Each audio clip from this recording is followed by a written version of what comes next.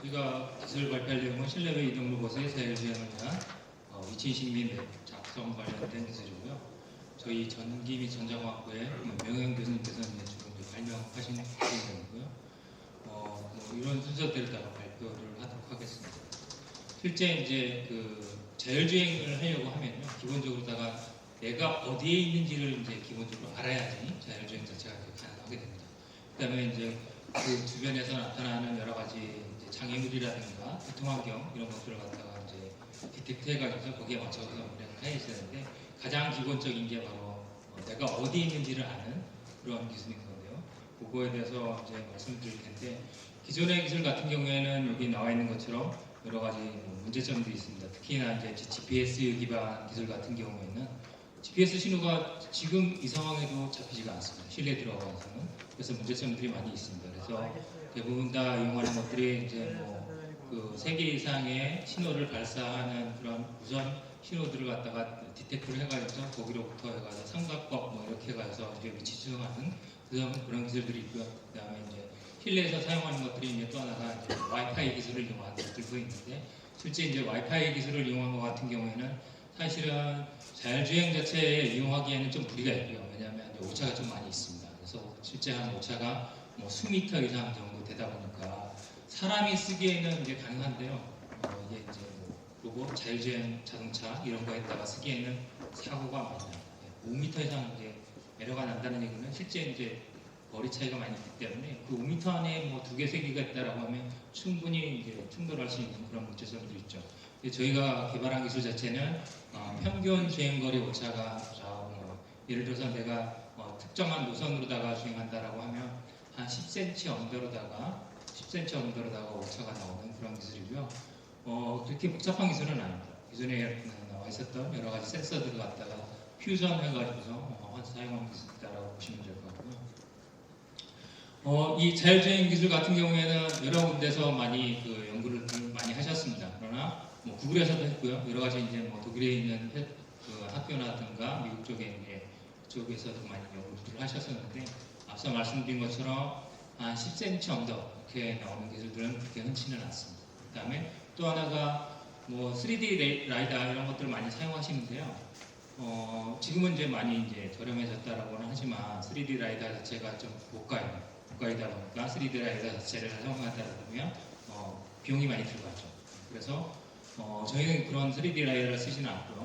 그 다음에 2D 라이다 같은 거, 그 다음에 영상 이식 센서, 그냥 우리 노트북에 달려 있는 영상 카메라 같은 거, 그 다음에 이제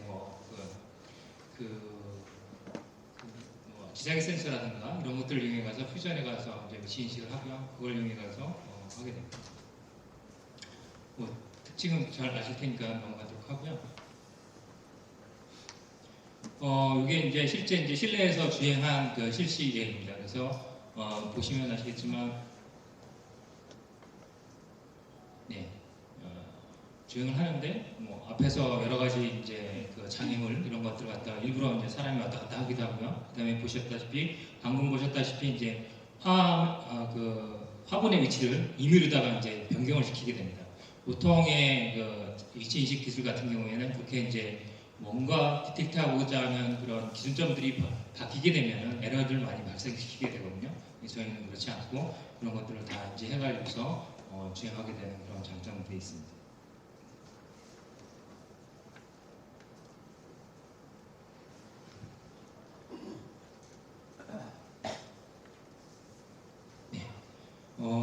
이걸 보시면 또 하나가 실제 이제 특징점들을 이용해 가서 이제 실내에서 위치 인식을 하는 경우들이 많이 있는데, 영상 인식을 통해 가지고요. 지금 보시면 녹색 팔레트를 갖다가 이제 임의로다가 자리를 바꾸죠.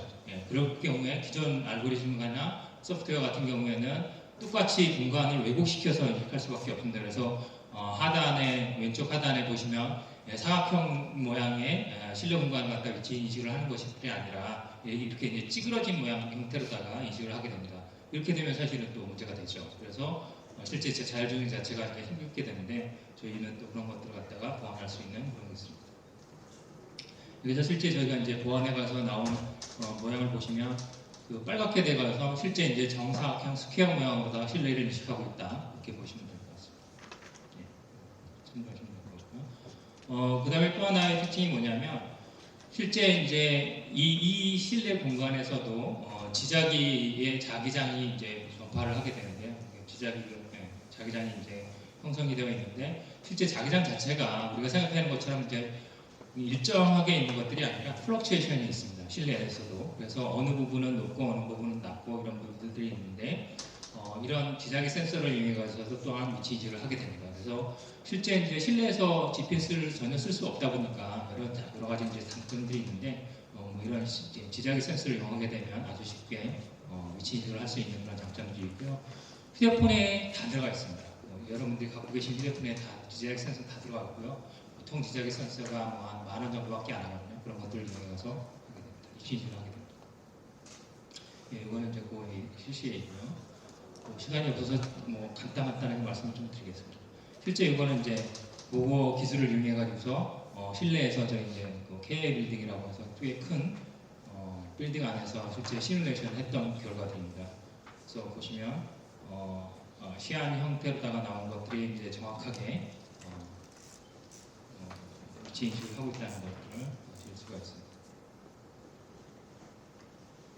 이것도 마찬가지고요. 그래서 실제 이제 이런 그 여러 가지 센서들을 퓨전해가지고서 카이스트 학교 내에서 시뮬레이션을 좀 해봤습니다.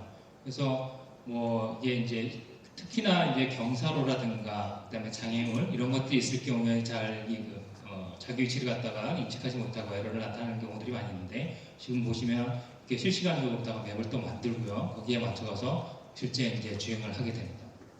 지금은 이제 맵을 만드는 상황인 거고요. 그래서 맵을 작성한 다음에 또 이제 주행하는 것들을 한번 보시겠습니다. 지금은 이제 실외가 되고요.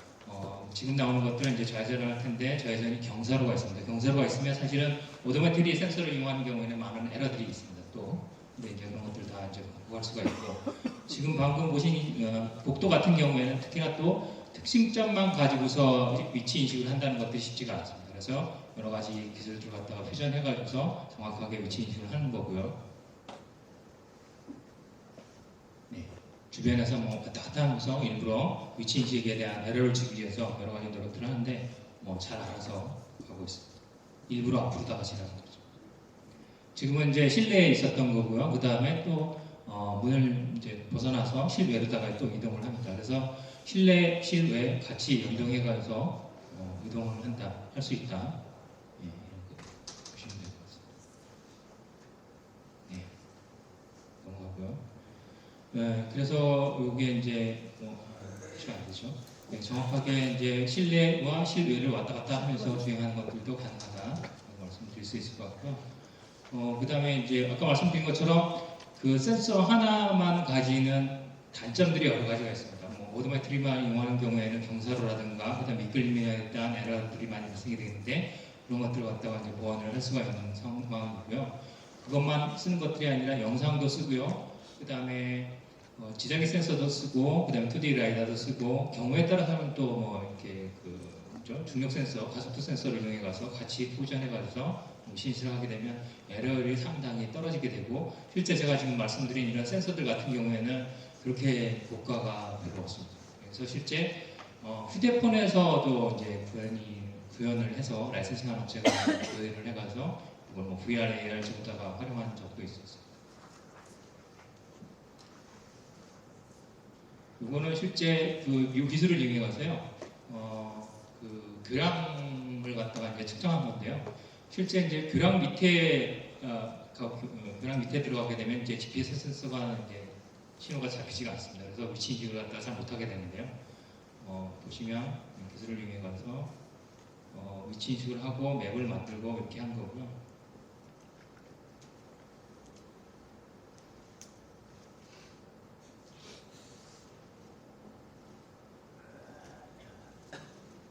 네, 드럼 밑에다가 이제 하얀 카메라, 그다음에 이제 이동을 하면서 맵을 만들고 있습니다. 하얀 카메라에서 많이 촬영을 한 거고요.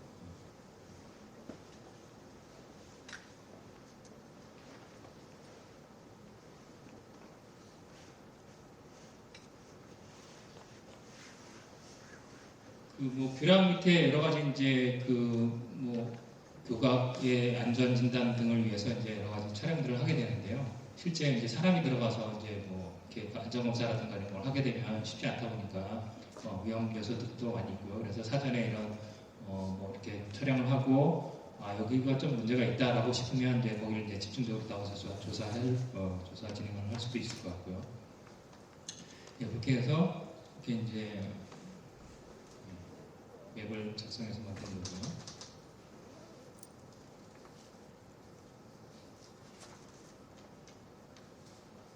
가운데 화면은 이제 상향 카메라로 따여서 교각 밑을 촬영하면서 이제 안전 진단을 하는 상황입니다.